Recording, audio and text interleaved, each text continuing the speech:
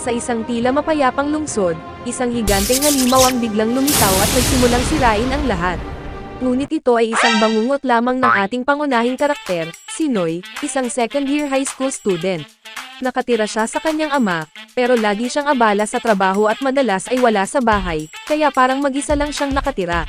Sa paaralan, ipinagmalaki ng kanyang kaibigang si Haki kay Noy ang tungkol sa isang ganap na bagong laro na tinatawag na Blade at Saber. Dahil ang kanyang tiyuhin ay isang programmer para sa kumpanya ng laro, nakakuha si Haki ng isang beta na bersyon, na labis na nagseselos kay Noy. Habang nag-e-enjoy sila, may biglang kumuha ng game console. Siya si Kayaso. Pumunta siya upang ipaalala sa lahat na malapit na ang oras ng klase, kaya't nagmadali ang lahat papasok. Sa daan papuntang klase, hindi mapigilan ni Noy ang kanyang kasabikan tungkol sa laro at aksidenteng nabangga ang isang babae, na tila mayaman dahil may dalawa siyang bodyguard. Bago pa siya makapag-sorry, nagkaroon ng level 5 disaster alert. Isang halimaw ang malapit ng lumitaw. Inanunsyo na ang lahat ng tao ay dapat agad na makahanap ng kanlungan sa lalong madaling panahon. Pagkatapos, tinamaan ng kidlat ang puso ng lungsod. Agad na tumakbo si Noy sa bubong upang obserbahan.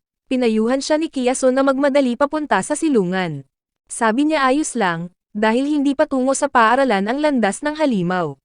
At pagkatapos niyang magsalita, naglunsad ang halimaw ng isang missile diretso kay Noy. Sa kabutihang palad, ang proteksyon na hadlang sa paaralan ay patuloy na gumagana ng maayos. Dumating na rin ang Saber team upang alisin ang halimaw. Sa sandaling ibinigay ang utos, ang lahat ay sabay-sabay na umatake at madaling natalo ang halimaw.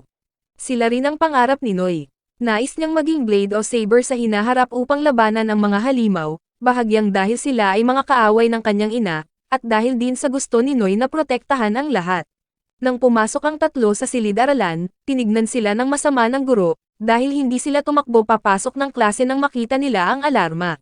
At naroon din ang batang babae na mukhang mayaman.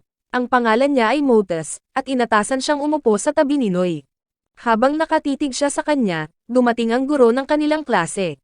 Dahil sa paglabag sa mga patakaran at pagka-late, tumanggap si Noy ng pinagsamang parusa na kailangan niyang tapusin ang kanyang takdang aralin bago umuwi simula kinabukasan, at ang class president ay mahigpit na babantayan si Noy. Sa hapon, habang pauwi sina Noy at Kayaso, nakita niya ang isang pusa at ang mga kuting nito, kaya nagmadali siyang kumuha ng ilang litrato. Nang lumingon siya, wala na si Noy. Nalaman na nakita niya si Motes na nag-iisa, kaya lumapit siya upang kausapin ito. Pero dahil hindi niya alam kung gusto bang makipag-usap ng mga nasa mataas na uri sa mga karaniwang tao, humingi siya ng pahintulot na umalis. Sa hindi inaasahan, hinawakan siya ni Motes at tinanong kung gusto ba niyang makipag-date sa kanya. Noong mga sandaling iyon, nakita sila ni Kayaso at tumakbo palayo, naiwan ang kanyang telepono. Pagkatapos ng pag-amin, umalis din si Motes. Hindi alam ni Noy kung ano ang nangyari, kaya nagpasya siyang hanapin muna si Kayaso. Nakita niya siya sa swimming pool ng paaralan. Pinuri niya siya, sinabing kahit ang mga royalty ay cute. Bago pa man makapagpahayag si Kayaso kay Noy, may isang halimaw na lumabas mula sa pool. Sinalakay nito silang dalawa, agad na hinila ni Noy si Kayaso para tumakbo. Sa hindi malamang dahilan, nakapasok ang halimaw sa paaralan nang hindi nagpapagana ng alarma. Laging umaatake ito nang walang tigil. Ang dalawa ay nagtago sa locker room. Siyempre, hindi sila basta-basta papakawalan nito. Patuloy na kumakatok ang halimaw sa pinto. Nang mapagtanto na hindi ito mapipigilan, nagpasya si Noy na manatili at lumaban para makatakbo si Kayaso at humingi ng tulong. Ito na ang tanging paraan. Kinuha ni Noy ang malapit na palakol at tumakbo palabas upang makipaglaban, na nagbigay daan kay Kayaso na makatakbo ng madali. Pagkababa niya, agad siyang humingi ng tulong. Samantala, sa bubungan, matindi rin ang laban ni Noy. Kakatapos lang niyang putulin ang isa sa mga galamay nito nang bigla siyang sinuntok ng halimaw laban sa pader. Naisip niyang iyon na ang huling araw niya, nang biglang may lumitaw na mandirigma na may espada upang labanan ito. Isang saksak lang ng espada ang kailangan niya para tapusin ang halimaw. Ibinigay niya kay Noy ang isang bagay para magpagaling siya. Pero tumanggi siya dahil hindi naman siya malubhang nasugatan.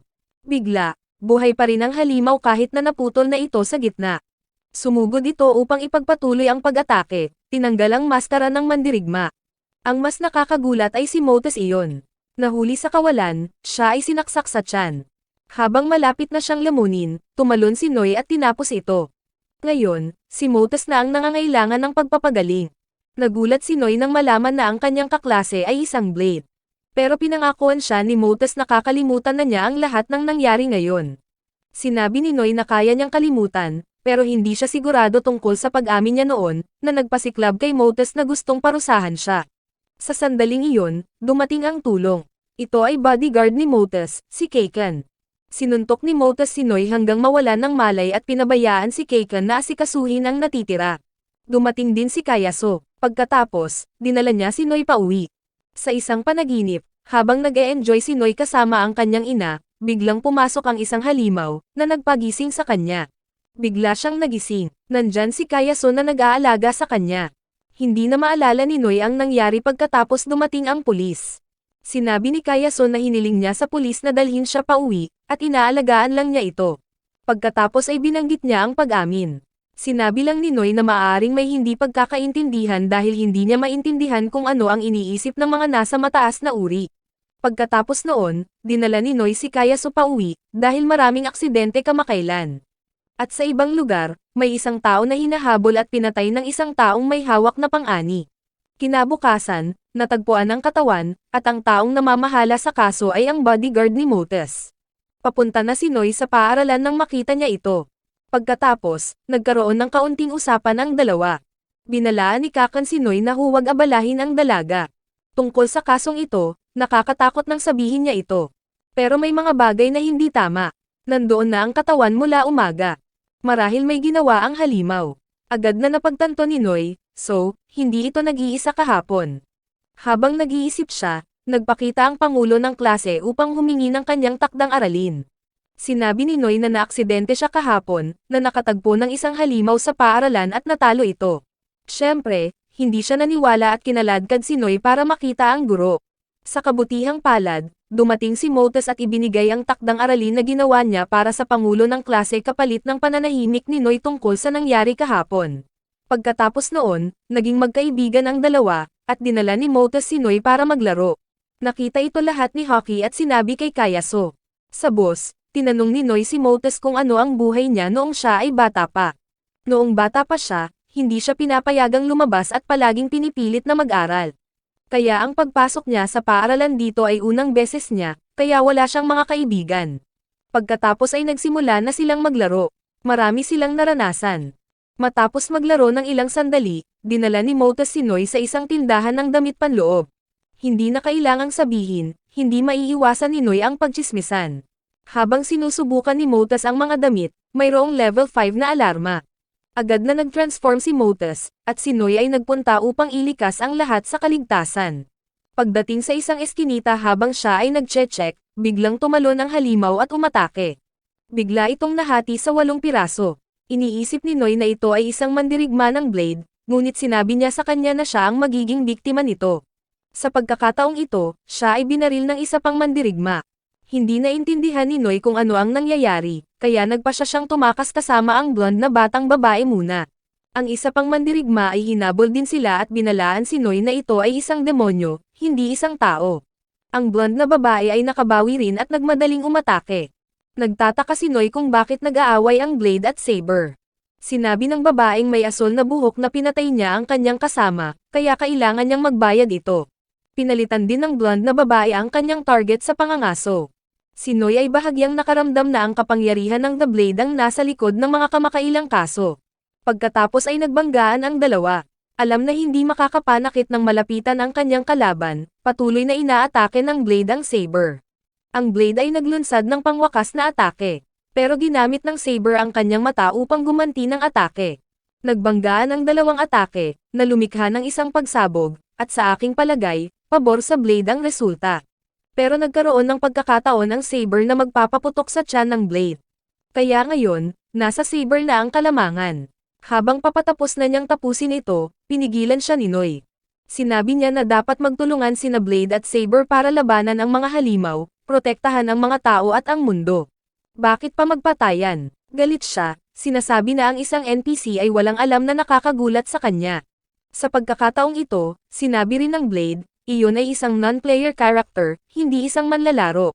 Isang automatikong nakaprogramang karakter. Sa pagkuha ng pagkakataon sa pagka-distract ng Saber, siya ay nakatakas at pinigilan si Noy. Habang papatayin na niya ito, ibinulgar din niya ang isang lihim sa kanya. Lahat dito ay isang virtual na mundo lamang. Ito ay isang online na laro. Bagaman mahirap itong paniwalaan ni Noy, ipinakita niya muli sa kanya ang kanyang aksidente. At pagkatapos masira ng halimaw, ngunit sa isang kisap mata, mabilis na naibalik ang lungsod. Kaya akala ni Noy ay normal lang iyon, dahil ang kanyang utak ay na-program ng ganoon. Ang pang-araw-araw na buhay, pati na rin ang mga alaala ng mga NPC, ay pre-program. Lahat sa mundong ito ay kontrolado ng isang supercomputer. Pati ang oras sa mundong ito ay pinamamahalaan din ng tunay na mundo. Blade o Saber, kailangan lang pumili ng karakter ang mga manlalaro na gusto nila. Pagkatapos, magkakaroon sila ng tungkulin na magprotekta. Labanan ang kasamaan, protektahan ang kapayapaan sa laro. Lahat ito ay isang kasinungalingan.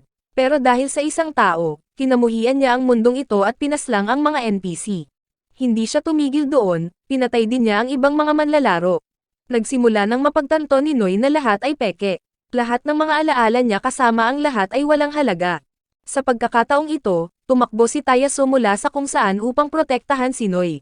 Siyempre, hindi kayang tapatan ng isang NPC ang isang manlalaro. At saka sinimulan niyang torturehin si Kayaso sa harap ng walang magawa na si Noy. Bigla, sumiklab ang kanyang katawan. Nakapagpalaya si Noy at sinuntok siya sa mukha. Bagaman hindi niya naintindihan kung ano ang nangyayari, napagtanto niyang may mali kay Noy. Sa pagkakataong ito, kinuha ni Noy ang scythe at itinapon ito diretso sa kanya. Pero nakaiwas siya, akala niyang madali lang ito ilagan, pero mahirap pala. Biglang lumiko ang scythe at tinaga siya diretso sa tiyan. Nawala siya sa mga sinag ng liwanag na lumipad patungo kay Noy. Pagkatapos, lumitaw ang blade outfit kay Noy. Ang impormasyon tungkol sa ibang tao ay lumitaw din sa kanyang mga mata. Talaga, totoo ang kanyang mga salita. Pagkatapos, pinagaling niya si Kayaso. At ang batang Saber na ito ay si Hako. Pinapaalala niya kay Noy na itago ito sa lihim, huwag ipagsabi sa iba.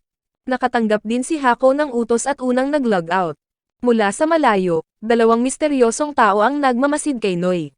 Pagkatapos noon, dinala ni Noy si Kayaso pauwi upang gamutin ang kanyang mga sugat. Sumunod din si Motus, kahit na galit dahil tanging itinuturing lamang siya bilang isang piraso ng data. Pero wala nang ibang pagpipilian si Noy. Sinabi ni Motus na totoo ang sinabi niya tungkol sa mga kaibigan. Sa bahay, sa wakas ay pinapasok ni Noy si Motus. Tinanong niya siya kung paano alisin ang suit na ito. Itinuro ni Motus ang aparato sa kaliwang kamay ni Noy. Pinapayagan nito ang mga manlalaro na kumonekta o kumalas sa laro.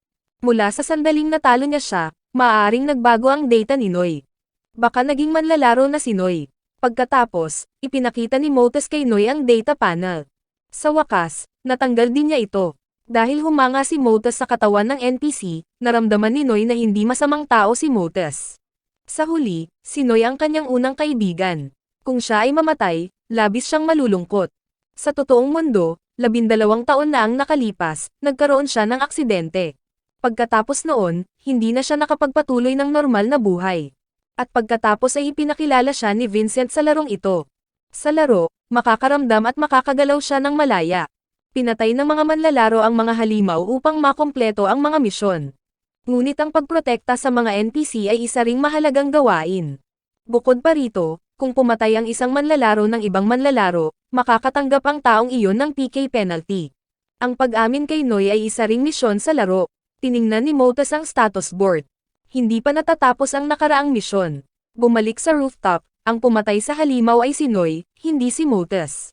Marahil iyon ang dahilan. Basta, may gusto ring itanong si Noy kay Motus.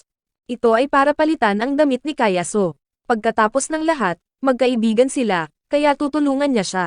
Matapos magbihis para kay Kayaso, napansin ni Motus ang kwarto ni Noy. Mukhang malaking tagahanga siya ng blade at saber.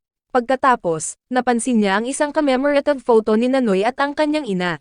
Bigla, isang serye ng mga alaala ng ingay ang sumalubong sa kanyang isipan. Bago pa niya naintindihan kung ano ang nangyayari, may narinig siyang ingay sa labas. Isang grupo ng mga tao na nakaitim ang lumitaw at pinigilan si Noy. Naniniwala silang siya ang nagsira ng data, dahil ang kanyang data ay lumikha ng malaking bilang ng mga error. Ang kanyang pag-iral ay isang banta sa gaya. Sinimulan nilang ibalik ang data. Pero isa sa kanila ang napansin na may relo si Noy sa kanyang kamay, na nagpapahiwatig na siya ay isang manlalaro. Kaya agad silang tumigil, humingi sila ng tawad at nagpakilala bilang Nightwolf, na responsable sa pagmamanman ng sistema at pag-aalis ng anumang mga error na kanilang natukoy. Pagkatapos ay nagtanong sila tungkol sa relasyon ni Noy at Motus. Bago pa sila makasagot, tumawag si Vincent mula sa labas at sinabihan ang dalaga na mag-log out, dahil malapit nang bumalik ang master. Kung makita niya ang eksenang ito, napakadelikado nito. Walang ibang pagpipilian, kinailangan niyang umalis. Pagkatapos noon, sinuri ng Nightwolf ang impormasyon ni Noy at biglang naganap ang isang pag-atake. Isang grupo ng mga misteryosong tao ang lumitaw at kinidnap si Noy. Nang magising si Noy, nakilala niya ang isang monghe. May isang babaeng may maskara rin na lumitaw at nagpakilala bilang Cruz. Ang monghe ay isang Zen master at ang lugar na ito ay kanyang sariling teritoryo, hindi alam ng sinuman. Makikita ito, ngunit hindi ito nakikita sa anyo. Walang dahilan para magpanik dahil ang master ay kaalyado ni Noy. Sa bahay ni Noy, ang natitirang miyembro ng Crows ay nakikipaglaban sa grupo ng Nightwolf. Matapos tapusin ang pangalawang miyembro, isa na lang ang natira. Ngunit siya ay iba sa iba. Ano man ang gawin ng Crow, wala itong silbi. At saka tinapos na niya ito. Nakita ni Kayaso ang lahat habang siya ay nagising sa malalakas na tunog. Sa halip na patayin siya, ipinasok ng miyembro ng Nightwolf ang isang parasite sa kanya. Sinabi ng monghe na siya rin noon ay isang NPC tulad ni Noy. Ang kanyang papel sa sistema ay ipakita ang mga kakayahan ng mga manlalaro, ibig sabihin siya ay isang gabay. Tinanong ni Noy kung ang mundong ito ay ilusyon lamang tulad ng isang laro, ano ang kahulugan ng pag-iral ng lahat. Kahit na ang mundong ito ay ilusyon lamang at sila'y may buhay, ang katotohanan ay narito sila. Ibig sabihin, ito ang kanilang realidad. Ang kanilang pag-iral ay tiyak. Kahit na sila'y mga NPC lamang, mayroon pa rin silang mga iniisip at kalayaan. Kahit na sila'y mga program lamang, ngunit ang buhay ay may kahulugan sa realidad. Maraming NPC ang nilikha para sa layuning iyon. Ang kanilang pag-iral ay kinakailangan sa mundong ito. Ibig sabihin nito, si Noy ang susi sa pagbabago ng lahat, sa huling Hope Spear. Gusto ng Master si Noy bilang kaalyado para sa kapakanan ng mundo. Lahat ay nangyari ng napakabilis, kaya kailangan pa ni Noy ng oras para mag-isip. Pagkatapos, binigyan ng monghe si Noy ng gear at pagkatapos niyang matanggap ito, naramdaman niyang umaagos ang enerhiya sa kanyang katawan. Pagkatapos, pinauwi siya ng monghe, sinabihan siyang bumalik kapag nakapagdesisyon na siya at pinaalalahanan siyang mag-ingat sa Nightwolf. Samantala, naghapunan si Motus kasama ang kanyang tiyuhin. Binanggit din niya ang kanyang mga alaala.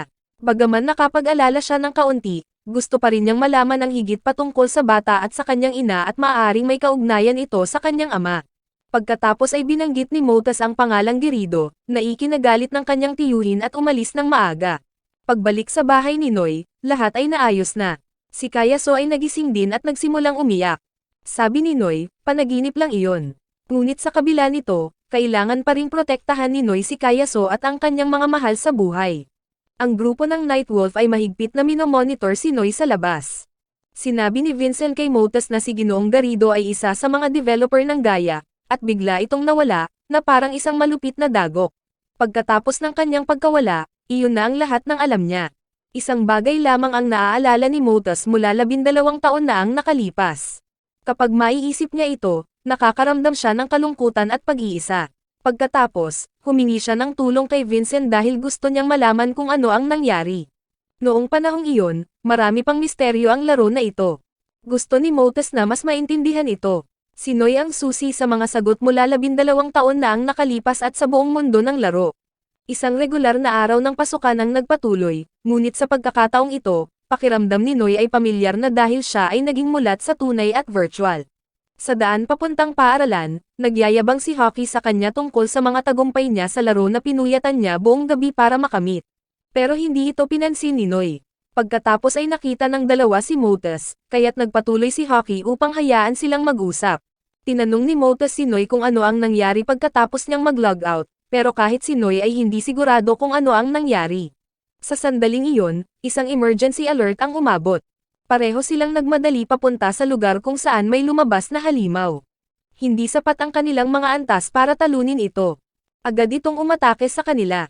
Dumating si Kaken sa tamang oras at kumuha ng palakol upang hampasin ang halimaw. Pero ito ay isang uri ng halimaw na apoy na nakakapag-counter kay Keikan. Sinunog siya nito, pero sa kabutihang palad, dumating si Vincent sa tamang oras. Naghanap din si Kayaso kay Noy nang hindi niya ito makita sa paaralan. Ang halimaw ay tumakbo patungo sa paaralan, na naglalayong basagin ang hadlang. Nagbago si Motas at sumali sa laban. Habang pinapanood ang tatlo sa kanilang laban, hindi makatiis si Noy. Nag-transform siya upang tumulong. Nagsimula ng mag-ipon ng lakas ang halimaw para sa atake nito. Sinabi ni Vincent na umatras sila, dahil ang layunin nito ay ang paaralan lamang, hindi sila. Pero tumanggi si Noy. Para sa mga manlalaro, sila ay mga NPC lamang, pero para kay Noy, napakahalaga nila. Ang mundong ito ay lahat kay Noy. Kahit na siya'y mabigo, patuloy pa rin siyang lalaban.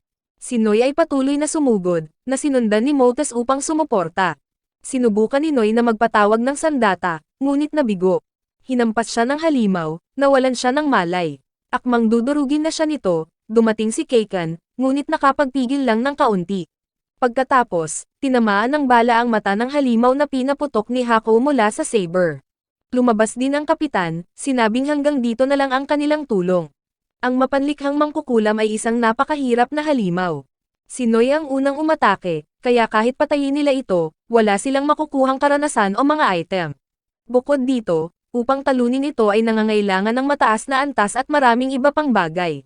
Kung hindi sapat ang pangunahing pinsala, lalo lang itong magagalit, at dodoblehin ang lakas ng kanyang atake. Pagkatapos noon, umalis na ang dalawa. Patuloy ang pag-atake ng halimaw. Nang nasa panganib si Noy, pinakawalan ni Kayaso ang kanyang kapangyarihan. Si Nightwolf, na nanonood, ay naramdaman din ito. Labis na nagulat sila dahil walang data tungkol kay Kayaso na may ganitong lakas.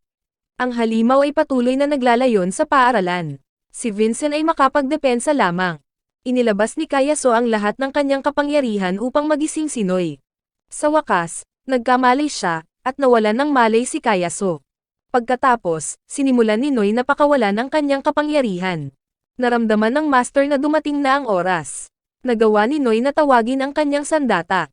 Ang master ay nag-i-spell din. Natagpuan ng Nightwolf ang lokasyon ng master.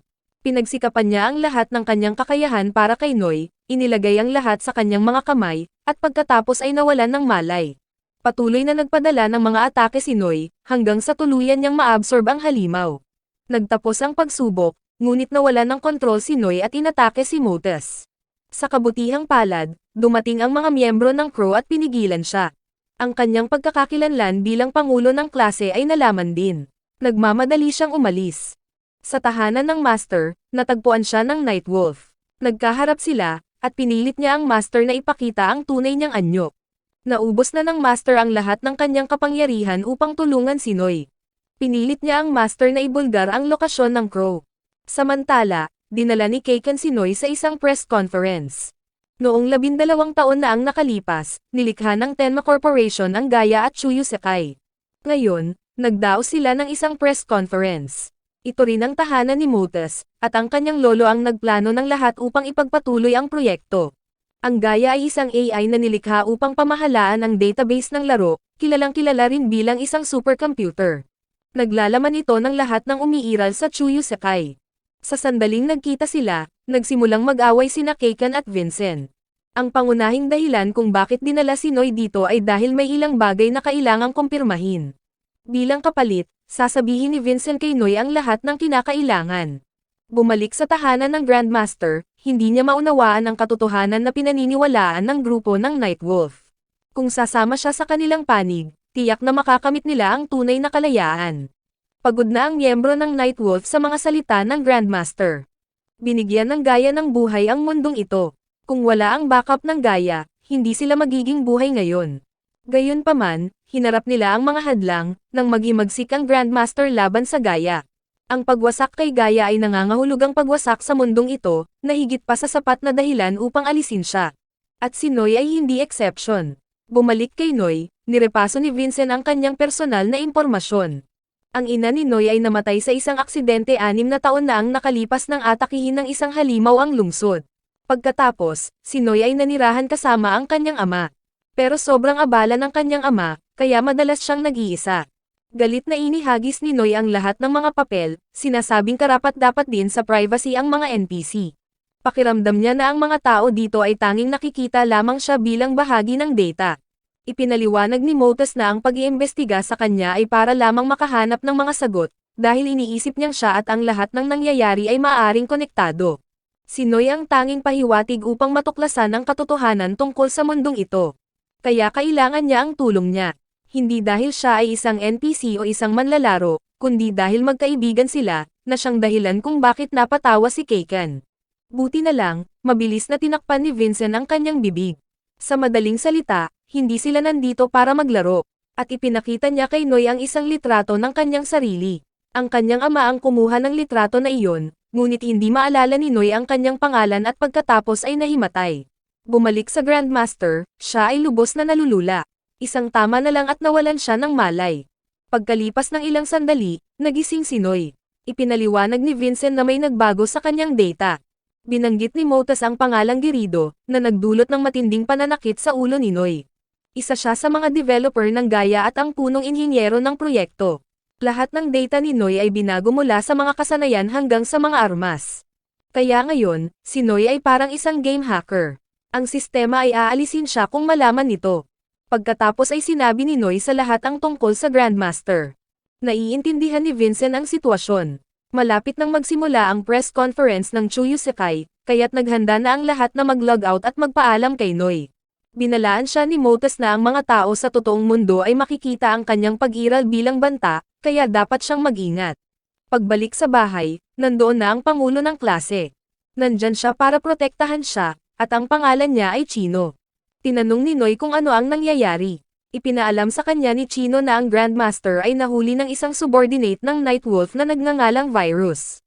Malamang na hinahanap niya ang ibang mga crow, at si Noy ang susunod niyang target. Ang paaralan dati ay isang ligtas na lugar, pero ngayon ay wala ng mga hadlang. Ang sistema ay hindi gumagana at malamang na hindi na ito maaayos. Ang mga maaaring makakagawa niyan ay ang mga tagapamahala ng system, ang Nightwolf. Nag-eeksperimento si Virus kay Noy at sa kanyang mga kakayahan. Dahil nahagip ng mata niya si Noy, tiyak na babalik siya para sa kanya. Gusto lang ni Noy na maging isang Blade Warrior para protektahan ang lahat, at hindi niya maintindihan kung bakit patuloy siyang tinatawag ng mga tao na huling pag-asa. Hindi rin alam ni Chino, pero naniniwala siyang inilagay ng Grandmaster ang kanyang buhay para ibigay kay Noy ang lahat ng kanyang kapangyarihan. Kaya tiyak na may mas malalim na kahulugan. Ang misyon ni Noy ngayon ay huwag hayaang masayang ang mga pagsisikap ng Grandmaster. Alam ni Noy kung ano ang kailangan niyang gawin, kailangan niyang maniwala sa sarili niya ng higit pa upang maprotektahan ang mga mahal niya. Kinabukasan, nagmadali si Noy papuntang paaralan. Kahit na nahuli siya, pero naghihintay pa rin si Kayaso sa kanya. Pagkakita niya kay Noy, tumalon siya sa mga bisig nito. Nang magising siya, wala siya kahit saan, pero sobrang saya niya na okay siya. Sa sandaling iyon, biglang lumitaw si Virus. Gusto niyang malaman kung paano naging manlalaro si Noy. Ipinadala niya ang Grandmaster upang makipagkita sa isang panauhin, pagkatapos ay biglang pinatumba si Noy gamit ang isang kidlat. Nang malapit na niya itong ilayo, muling pinakawalan ni Kayaso ang kanyang kapangyarihan, dahilan upang gumuho ang lahat sa paligid niya. Nakita ang sitwasyon na lumalabas sa kontrol, nakialam si Virus, ibinalik ang lahat sa normal bago umatras. Si Kayaso ay sinamahan si Noy pabalik sa klase. Pagpasok nila, sinalubong sila ng isang sorpresa. Habang lahat ay pinasalamatan si Noy sa kanyang agarang pagtulong, naiwan si Kayaso. Napansin ni Noy na si Hockey ay nakaupo pa rin sa kanyang karaniwang pwesto. Lahat ay nagbibigay ng mga regalo kay Noy. May ilan pang naglagay ng mga liham ng pag-ibig. Pagkatapos ng party, bumalik si Noy sa kanyang mesa upang tingnan ang kanyang kahon, ngunit walang mga liham. Lumingon siya upang tanungin si Hockey, ngunit hindi siya sumagot, marahil dahil sa pag-iwas sa kanya ni Noy kahapon. Mabilis na humingi ng tawad si Noy. Pareho silang binigyan ng tig-2 piraso ng tsock ng guro bilang parusa. Tungkol naman sa mga liham ng pag-ibig, kinolekta lahat ni Kayaso ang mga ito at sinunog. Iginiit din niya na si Noy ay sa kanya. Sa kanilang karaniwang lugar, parehong nagtatampo ang mga kaibigan. Hindi nagalit si Hockey dahil hindi siya pinapansin ni Noy, kundi dahil itinago sa kanya ni Noy ang kanyang tunay na pagkatao. Sa harap ng isang mandirigma, si Hockey ay parang isang simpleng manlalaro na puyat sa panonood ng anime. Ngayon, hindi na tulad ng dati ang kanilang relasyon. Sila ay talagang namumuhay sa magkaibang mundo. Sinabi ni Noy kay Hockey na ang katotohanan ay maaaring makasakit. Kung itinuturing pa rin siyang kaibigan ni Hockey, sasabihin ni Noy ang lahat. Pagkarinig nito, agad siyang binulabog ni Hockey ng mga tanong. Dinala ni Noy si Hockey para makita si Vincent. Pero mukhang hindi pa tapos ang kanilang press conference. Paglabas nila, may isang aso na tumakbo papunta kay Noy at sinimulang dilaan siya. Ang may-ari ng aso, isang magandang babaeng blonde, ay humingi ng tawad at inimbitahan siya sa kanyang bagong bukas na kafe. Nag-aalok sila ng espesyal na serbisyo para sa mga pumasok sa oras na iyon. Si Hockey, nang marinig ito, agad na tumalon sa unahan ni Noy. Ito ang tanging paraan para mapatay ang oras habang hinihintay si Vincent. Pagkatapos ay isiniwalat ni Noy ang lahat kay Hockey. Sa halip na mag-react ng dramatiko, nanatiling kalmado si Hockey. Nalaman niya na kahit saan siya naroroon, siya pa rin siya, kahit na isa lang siyang NPC sa isang virtual na mundo na nilikha ng iba. Walang pakialam kung sino ang lumikha sa kanila, kung si Noy man o si Hockey. Lahat dito ay digital na data lamang, pero patuloy pa rin silang namumuhay. Dinala sa kanila ang kape. Habang sila'y umiinom, patuloy na nakatitig ang babaeng blonde kay Noy. Naalala niya ang mga salita ni Motus na siya ay tinitingnan bilang banta. Kaya't kailangan niyang maging maingat sa lahat ng kanyang ginagawa. Tahimik niyang pinagmamasdan ang kanyang paligid. Si Hockey, sa kabilang banda, ay sigurado na gusto ng blonde na babae si Noy. Kung siya ay isang gamer, makakatanggap siya ng notification. Pero dahil siya ay isang karakter sa mundo ng laro, hindi siya makakatanggap. Hindi lalabas ang mga notification para sa mga karakter mula sa totoong mundo tulad ni Motus. Si Hockey ay parang isang karakter sa laro, kaya imposibleng sabihin kung mayroong umiiral o wala. Kung siya ay nawala, hindi man lang mapapansin ni Hockey. Pagkatapos, lumapit ang may-ari ng kafe para tanungin kung paano ang kape.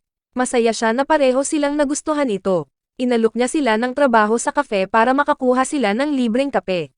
Kakalipat lang niya dito, kaya hindi niya alam na magiging sobrang abala ang kafe. Hindi sigurado si Noy kung ano ang kanilang mga intensyon, kaya pumayag siya sa ngayon. Sa sandaling iyon, natagpuan ni Kayasu si Noy. Pagkakita niya rito, tumalon ang blonde na babae sa kanya dahil sobrang cute niya. Nakita ito ni Hockey at gusto rin niyang makisali. Matagal bago nila naalis ang babae. Muling umingay ang kagyat na anunsyo. Ang halimaw ay lumitaw sa harap ng coffee shop, level 13. Wala itong mga mata, pero napakatalas ng mga tainga nito. Narinig nito ang dalawa na nag-uusap at alam nitong mga manlalaro sila. Pagkatapos, ang dalawa ay nag-transform sa saber. Sa totoo lang, tatlo kung isasama mo ang aso. Naghiwalay ang tatlo para kumilos. Ang halimaw ay nagsimulang magpaputok ng walang kapararakan. Ang may-ari ay naghagis ng stun grenade upang guluhin ang pandinig nito. Ang babaeng may blonde na buhok na ito ay si Ram. Si Ram at ang aso ay sumugod sa atake. Nakita ng halimaw na hindi ito mananalo at tumakas ito. Ayaw niyang makatakas ito, kaya iniwan ni Noy si Kayasu kay Hockey, pagkatapos ay nag-transform siya. Naglabas siya ng espada at tumakbo ng diretsyo patungo rito. Pero nakalusot na ito sa lupa. Lahat ng apat ay humabol dito, pumasok sa ilalim ng lupa. Maraming itlog ng halimaw. Nahulog sila sa kanyang pugad. Nagsimula ng mapisa ang mga itlog. Pareho silang mabilis na umalis habang si Ram ay naiwan pa rin sa ibaba, dahil nag-isa siyang umalis. Ang mga maliit na halimaw ay nagsimulang bumangon at inatake ang coffee shop. Sa kabutihang palad, dumating si Noy sa tamang oras. Nakita ng mga halimaw na hindi nila kayang kainin ang lalaking ito, kaya lumipat sila sa ibang tindahan para umatake. Ngayon ay ang Vincent conglomerate na. Kailangang magdesisyon ni Noy kung aalis siya o mananatili upang protektahan ang kanyang mga kaibigan. Sa kabilang panig, ang mga halimaw ay pumasok sa loob sa pamamagitan ng pagbasag ng pinto at nagmamadaling pumasok. Si Hockey, nang makita ang sitwasyon na hindi maganda, hinila niya si Kayasu sa ikalawang palapag upang makasiguro si Noy na makakapagligtas sa dalaga. Bagaman labis na natatakot, hindi ito dapat hadlang kay Noy ngayon. Sa wakas ay ipinakilala ng may-ari ng coffee shop ang kanyang sarili bilang si Hakuranda. Pagkatapos, naghagis si Hakuranda ng bomba sa mga paa ni Noy upang itulak siya patungo sa sekretarya ni Vincent. Sa kabutihang palad, dumating siya bago pa humiling ang halimaw ng kaunting karne mula sa kanyang sekretarya. Pumunta sina Hockey at Kayasu sa itaas at nanindigan sa ikalawang palapag. Ang halimaw ay tumayo upang atakihin si Hakuranda. Nasugatan din si Noy pagkatapos ng pagkabigla. Ang mga halimaw ay gumapang pataas sa ikalawang palapag. Dumating si Ram para tumulong. Ang halimaw ay naghahanap ng mga tao sa pamamagitan ng tunog. Manahimik ka lang at magiging ligtas ka. Pero paano magkakaroon ng anime na mapapanood kung mangyari iyon? Hindi nawalan ng malay ang sekretarya. Nagising siya at sumigaw ng malakas, na nagpapahirap sa sitwasyon ni Noy. Sa pagkakataong ito, alam na ni Kayaso kung ano ang dapat niyang gawin. Itinulak niya si Ram. Pagkatapos, ginamit niya ang stun grenade na nakuha niya at itinapon ito sa halimaw, na nagdulot ng pagkawala nito sa posisyon malapit kay Noy. Agad itong umatake patungo kay Kayaso at Hockey, na nagdulot ng kanilang pagkamatay. Sa pagkakataong ito, dumating ang mga karagdagang puwersa. Si Noy ay galit, sumabog siya sa kanyang lakas, lumikha si Noy ng isang malaking apoy na sinunog ang halimaw at ang mga anak nito ng buhay. Labing-labis pa rin ang kanyang panghihinayang dahil hindi niya nailigtas ang kanyang mga kaibigan. Pero ligtas sina Kayaso at Hockey dahil nailigtas sila ni Chino sa tamang oras. Napagtanto ni Hakuranda na hindi lang simpleng tagadala ng mga bagay si Noy. Si Noy ay labis na masaya na lahat ay maayos. Unang tinanong ni Hockey ang sekretarya, saka tinanong ang kanyang kaibigan. Habang sa kay Motes, nagaganap ang press conference. Dahil ang laro ay nasa beta pa lamang, ang bilang ng mga manlalaro ay lumampas sa inaasahan sa loob lamang ng isang linggo. Sa oras na ito, may nagtanong tungkol sa katatagan ng laro. Narinig nila na may mga insidente na nangyari noong pagdevelop 12 taon na ang nakalipas. Diretso siya sa punto, totoo bang nangyari iyon? Sa loob ng laro, si Hakuranda ay labis na nabigo dahil kailangan niyang muling itayo ang coffee shop. Pero nang naisip niya ang masarap na lasa at ang mga magagandang karanasan na naibibigay sa mga customer, hindi na siya nag-atubiling muling itayo ito. Dahil ang pagkakaroon ng coffee shop ay matagal na niyang pangarap. Habang sa totoong buhay, sinabi ni Ram na si Hakuranda ay allergic sa kape dahil hindi niya kayang sumipsip ng caffeine. Napaka-ironic nito, ang magkaroon ng coffee shop sa totoong buhay para kay Hakuranda ay isang pangarap lamang. Pero sa laro, maaari niyang makamit ang pangarap na iyon. Napagtanto ni Noy na kailangan din ng mga tao ang mundong ito. Gayunpaman, gusto pa ring imbitahan ni Hakuranda si Noy na magtrabaho sa kanyang lugar. Pero tumanggi si Noy dahil ang bersyon niya ng mundong ito ay hindi isang waiter o estudyante. Pagkatapos, umalis na ang tatlo. Alam ni Noy na lahat sila ay may mabuting intensyon, pero kailangan niyang lumayo. Si Hako ay nagmamasid mula sa simula. Si Ram, walang sabi-sabing tumatalon siya sa kahit anong cute. Tinanong ni Hako si Hakuranda tungkol kay Noy. Sinabi lang niya na espesyal siya at kailangan pang obserbahan ng mabuti. Pero huwag masyadong makialam, kung hindi, malalaman ng sistema at mabubura si Noy. Habang nag-uusap ang tatlo, ang tindahan ni Hakuranda ay kasing itim ng kanyang mga butil ng kape. Bumalik tayo sa press conference. Sa tingin ng ama ni Motes, nakakatawa na hayaan ang mga manlalaro na mag-enjoy sa larong ito. Matagal na nilang dinay-develop ito. Patuloy siyang nagtanong, hindi ba dahil sa insidente kaya matagal na nag-develop ang kumpanya? Walang kabuluhan ang makipagtalo dahil sa buong panahong iyon, palaging nakatuon ang kumpanya sa pagdevelop upang maibigay ang pinakamahusay na karanasan sa mga manlalaro. Nakita na wala siyang makukuha mula sa kanya, inilipat ng reporter ang kanyang atensyon kay Motes. Ngunit matalino niyang hinarap ang sitwasyon. Ang impormasyon kung nakilahok ang dalaga sa beta test, iaanunsyo niya mamaya. Ang dahilan ay dahil si Motes ang magiging kinatawan ng laro para sa advertising at magiging kahalili niya rin. Totoo ang mga balita na si Motes ay may sakit mula pagkabata. Kaya wala siyang alam tungkol sa mundong ito. At dahil sa laro, para bang muling nakakamit niya ang kanyang kalayaan. Iyon ang kanyang layunin nang gusto niyang malampasan nila ang kanilang mga kahinaan at maging malaya. Sa larong ito, lahat ay pantay-pantay. Hindi nila inaalala ang kanilang katayuan upang masiyahan sa laro ng lubos. Sinabi ng reporter na ang sakit ay hindi mula pagkabata, kundi tiyak na dulot ng insidente 1 taon na ang nakalipas noong beta test. Siyempre, may mga insidente talagang mangyayari at sinubukan nilang ayusin ito. Walang nangyaring pagkamatay o pagkakasakit sa laro. Idineklara niya na ang sino mang may ibang opinyon, ang taong iyon ay kalaban ng kumpanya. Sa bahay ni Noy, nasugatan si Chino matapos iligtas si Kayaso. Binigyan din siya ni Noy ng mga gamit pang pagaling.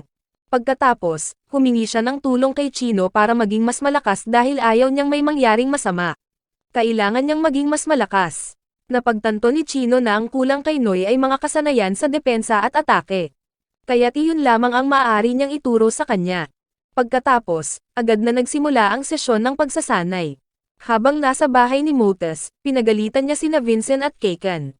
Inaasahan ba nila ang mga magiging resulta ng pagpapartisipasyon ng binibini sa laro? Kung may mangyari sa kanya, pareho kayong kakain ng sapat. Buong responsibilidad ay tinanggap ni Vincent. Siya ang naging batas sa dalaga na lumahok sa laro dahil alam niyang napakahalaga nito sa kanya, at agad siyang tinanggal sa trabaho. Pero pinagtanggol siya ni Motes dahil sobrang nalulungkot siya nang walang mga kaibigan. Alam din niya na limitado ang kanyang katawan at iyon ang nagpag-alala sa kanya. Sa puntong ito, lumapit ang lalaki kay Motes at sinabi sa kanya na ipangako na kung siya ay hindi maganda ang pakiramdam, maglo-log out siya kaagad. Hindi rin sila pareho matatanggal sa trabaho. Sinabi rin niya sa kanya na mag-ingat sa reporter na iyon. Samantala, nag-eensayo si Noy kasama si Chino. Sa isang sulyap pa lang, makikita mong madalas siyang pinapalo. Pagkalipas ng ilang sandali, nagpahinga silang dalawa, kaya nagluto si Chino para sa kanya. Nagdala rin si Kayaso ng pagkain para kay Noy. Hindi na kailangang sabihin, labis siyang nasasabik tungkol sa dalawang kabataang ito. Pagkalipas ng ilang sandali ng pagpapaliwanag, naintindihan niya.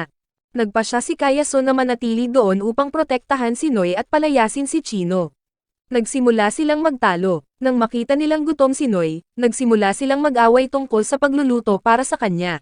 Wala nang magawa si Noy, kaya't nagpunta na lang siyang maligo. Habang ginagawa nila ang gusto nila sa kusina, patuloy silang nag-aaway, na nagdulot ng apoy sa palayok ng sinigang na isda. Nang marinig ang sigaw ni Kayaso, nagmadali si Noy na lumabas upang tingnan. Hindi sinasadyang naipakita niya ang kanyang mga ari sa mga babae. Binugbog siya ni Chino. Noong mga sandaling iyon, dumating si Motes. Agad na ginamit ni Keikan ang baril upang sirain ang noise population enhancer. Pagkalipas ng kaunti, sinabi ni Keikan na ang dahilan ng kanilang pagpunta ay upang imbitahan siya sa isang bakasyon, upang makapagpahinga si Motes mula sa labas na mundo. Ang biyahe na ito ay papunta sa beach, na labis na ikinagalak ni Keikan. Samantala, sa labas, humiling si Vincent sa nurse na nag-aalaga kay Motes na payagan siyang maglakbay para sa negosyo. Gayunpaman, hindi nila alam na siya pala ang Blade. Sa wakas, dumating na ang buong grupo sa dalampasigan. Abala si Hockey sa paglalaro ng mga laro at hindi matawagan si Vincent, kaya wala silang dalawa. Ito rin ang unang pagkakataon na nakita ni Motes ang karagatan sa loob ng 10 taon. Nagsimula ng mag-unpack ng kanilang mga gamit ang lahat. Hindi inaasahan, natagpuan nila si Hockey na nagtatago sa likurang bahagi ng kotse, dahil ayaw niyang maiwan. Mula sa malayo, pinapanood din ni Hakuranda ang grupo. Sa halip na tingnan sila, tinitingnan niya ang mga babae. Siyempre, binugbog siya ni Ram. Nandoon din si Hako. Pagkatapos magbihis, lahat ay tumungo sa dalampasigan. Nagbihis na rin ang mga babae, pero ang dalawang lalaki ay tanging kay Motes lang nakatingin, na nagpagalit kay Kayaso at Chino. Lahat ay nagkakasiyahan, maliban kay Motes na nakaupo lang at nanunood. Tinanong ni Noy kung bakit hindi siya sumasali.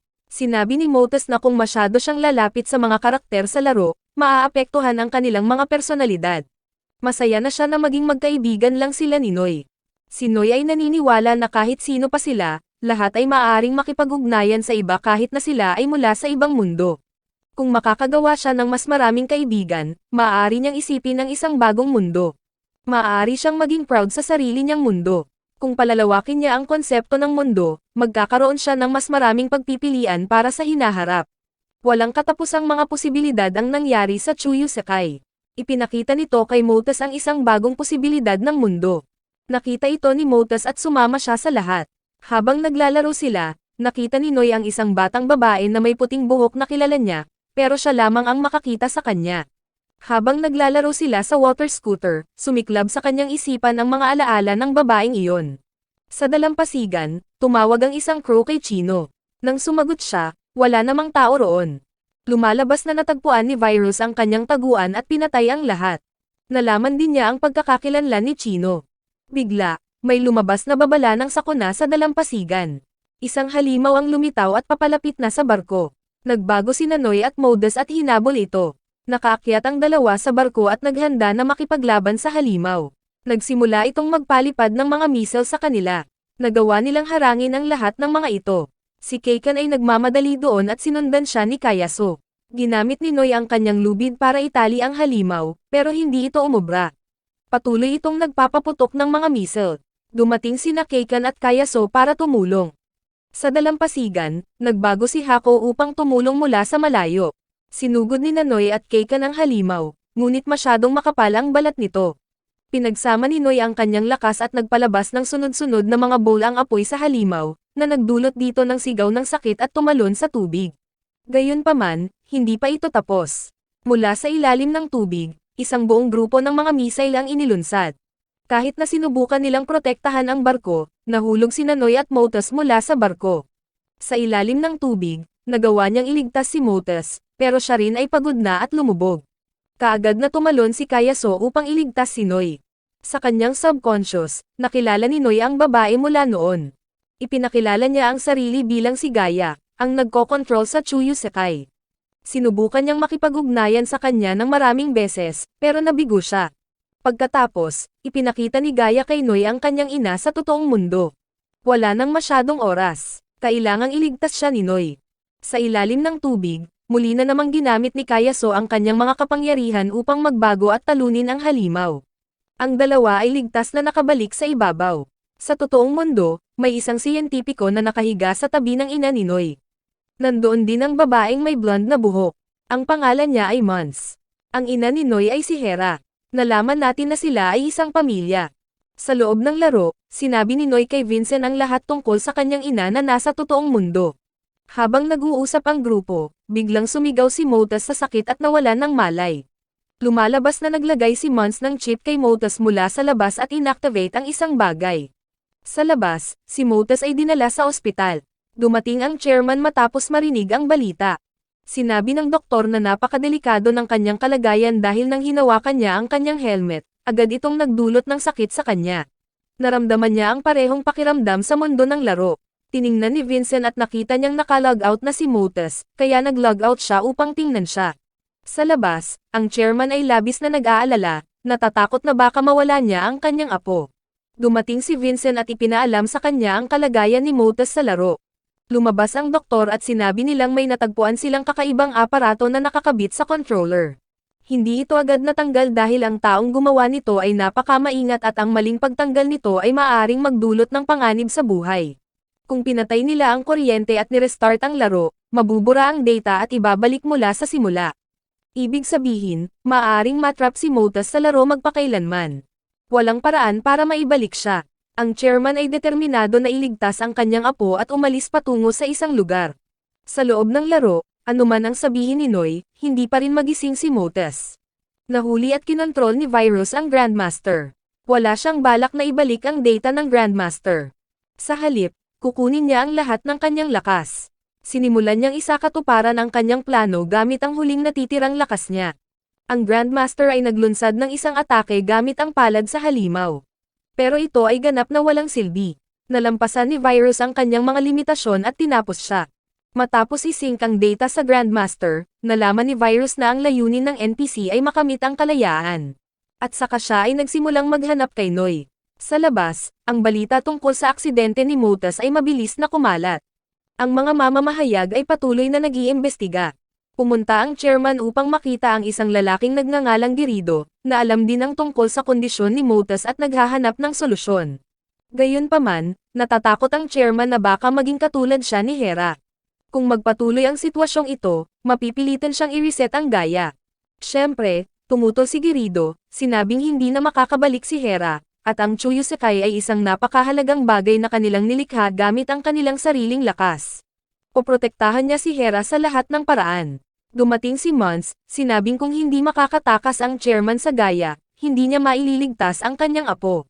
Inamin din niya na siya ang nasa likod ng buong insidente.